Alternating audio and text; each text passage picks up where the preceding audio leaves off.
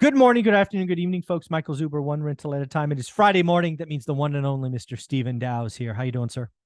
I'm fantastic as always. How are you, sir? I'm doing wonderful, man. Hey, do me a favor, get that marketing thing out of the way because we got to talk Thank you. about a pretty heavy topic. Yeah, I'm starting to see some of that here as well. So again, although I work very happily for Velocity Mortgage Capital, all the ideas and topics discussed on this channel that of my own. So let's get it going. Yeah, so one of the things that I'm trying to put out there, because sometimes you have to put out headlines that catch people's attention, Right. right? And if we talk about the mortgage industry, an industry that you've been a part of for the better part of 2 decades, Right. what I want people to realize in that business, and then we'll talk about consumers of that business. But if you're in that business, if it's not obvious already, which it should be, but if it's not, I want you to realize you have now entered a depression. Your business, the business, doing $4.5 trillion in origination Right. last year, that's going to get cut in half at least. And At that just least. means a lot of less commission, a lot less headcount, a lot less this, a lot less that. Right. So again, it's a depression in the mortgage industry is scary. However, right, with like all recessions and depressions, they are opportunities. Right. It will undoubtedly punish the unprepared, the unscrupulous, the folks that weren't ready and thinking ahead. But it will also make the folks that are strong with a balance sheet, that are thinking ahead with new products, that are focused on service, they will be stronger. So, Mr. Stephen Dow, I think you are in a profession that is going to feel the brunt of the depression first and probably deepest. What do you think? Oh, agreed. I think if anything, as far as the housing market decrease is probably going to be the catalyst in most situations, I think, for recession, because I think just so much of that industry is going to be taking some pain because, like you said, all different aspects of the business, as far as from the originators to the processors to home inspection to appraisers to people that don't do the loan and just maybe package up loans and ship them off, and so there's going to be large layoffs that's going to affect a lot of people. Let me ask you a question, and if you don't know the answer, it's totally cool, but I'm going to ask anyway. Let's say there's a $1 million loan originated. Let's assume it's a purchase. Right. How many people do you think wet their beak at some level on a single transaction? Are we talking 8, 10 people? Because again, it's appraisers, it's a real estate agent, it's a broker, it's escrow officer, title officer, transaction coordinator. Yeah, you know what I mean? Maybe 15 people. I mean, it's just a guess. If the docs are overnighted, you're talking about courier. Yeah. You're talking notaries. About, you know what I'm saying? Right. So there's a lot of hands in the cookie jar. Yeah, that are all going to get slap. No more cookie jar, So if I told you 15 people on an average one transaction got something, even if it's little, got something, right? Would that that's be including lender? Yeah, everybody. Everybody. So because you got to remember, from a lender standpoint, somebody to set up the file, somebody to pull the credit, somebody to draw the docs, somebody to fund the loan, all that, and then legal reviews and it's just right. So with the decrease in transactions, that's going to hurt so many different people from that one that one singular transaction. So yeah, I'm already seeing it. I'm there's lenders out there that I don't think are as strongly positioned as we are. That a lot of the people inside are seeing the signs, and so they're just doing the right thing. Yeah, and they're just kind of looking out to see what's out there. So yeah. So I think there's a couple of things. Again, I always like to play dominoes or whatever you call that when you line things up and see how they kind of ripple through. We're already seeing lenders who were not prepared or too focused on refis go out of business. Some have closed their doors. Some are whacking headcount left and right. More to come. But then there's the strong, right?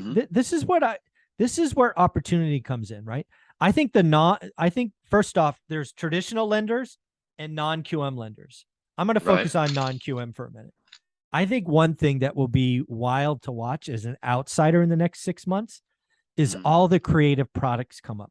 Because again, non-QM is going to slow down too. It's not immune, but non-QM again is a make sense lender. You told me that a year ago when we started talking. Like, dude, I love that.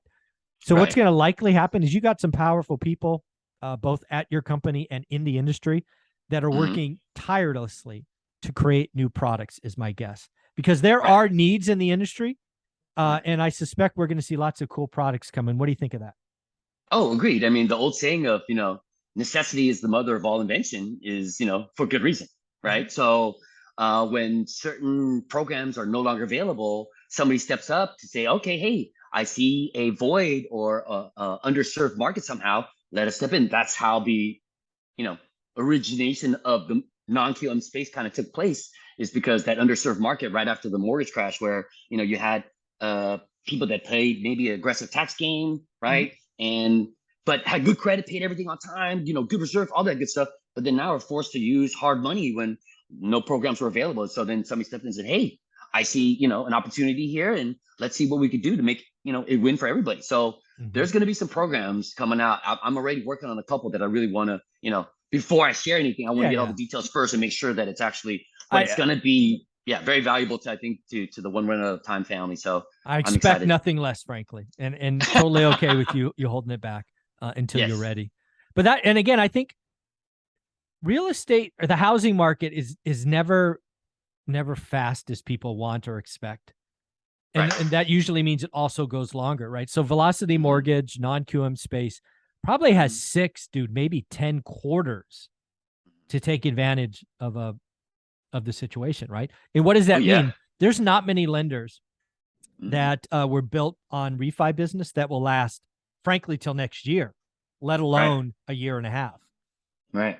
So this is going to be a lot of fun to watch. Again, the other thing you got to do is, so now let's talk about investors, my people, right? People that are doing the work, buying great deals. They need to build their Rolodex, right? I forget what rule it is. 1 second. Let me look. Build your network. Yeah. Number 3. Yeah, exactly. If you're in this space and you think you have a lender, let me ask you to do a couple of things. Go get 2 or 3. Because you don't want to get caught in an escrow, which I had a buddy in Fresno get got. Jason Pritchard talked about it last weekend or the weekend before. Was ready to close the loan, and his lender said, we're doing no new loans till August 31st. Can you imagine a 5-week break, no loans? Wild. Wow. That's not good. No, that's not good. And there's something going on. Yeah, when they got to press there's pause a bigger problem in this kind of market. Yeah. So liquidity issues for sure. And so, yeah, aligning yourself with the right lenders at this junction right now is going to be vital, I think, because there's going to be some pain and blood coming up in the near future. And again, in the near future. I want to push my audience to get multiple. We don't need one. Get multiple. No. Yeah, grow your network. Get more than one. Right, but just make sure that they're strong ones. Yes. There's going to be a lot of pretenders out there. Weed through the middlemen kind of stuff. Not to say that I'm going to be everything to everybody, but I am a wholesale direct lender, publicly traded, nationwide. So we do have a good amount of reach, but there are certain situations. Yeah, you're not everything to everybody. The best fit. Correct. You don't do new construction. You don't do owner occ. Right. It's all good. So, but it's good to have us as part of your arsenal along with those other, type of programs. So, but yeah, I'm working on some stuff that I really want to be able to bring to the one rent all the time family, the whole encompassing spectrum of available programs, because there's a lot. We're just scratching the surface. There's a lot of interesting programs. I think I'm just working on the ones that are most relevant to, investing versus all this other stuff where it's like, that's good to know, but I'm not going to use that stuff. Not helpful. Not helpful. So anyway, man, I don't want to rant too much, but excited to talk about the next topic too as well. Yeah. So folks, if you are in the one rental at a time family, you just want to build one more relationship, it's rule number 3 of the 7 ORAT rules. Please reach out to Stephen Dow. How do you want them to do that?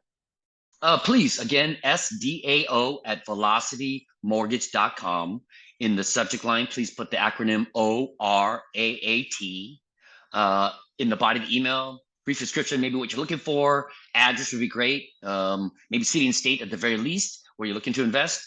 Mid FICO score, and best phone number to reach you back at, typically 24, 48 hours. I'm almost finally caught up, guys. I'm so sorry. There's been a couple of people that I've missed because was traveling for work, got COVID, still I'm almost 100% and just been playing catch up. So I'm really, really sorry, everybody. But I'm almost caught up. So please bear with me. And again, just shoot me that email. I'm working all weekend as well. So yeah, please.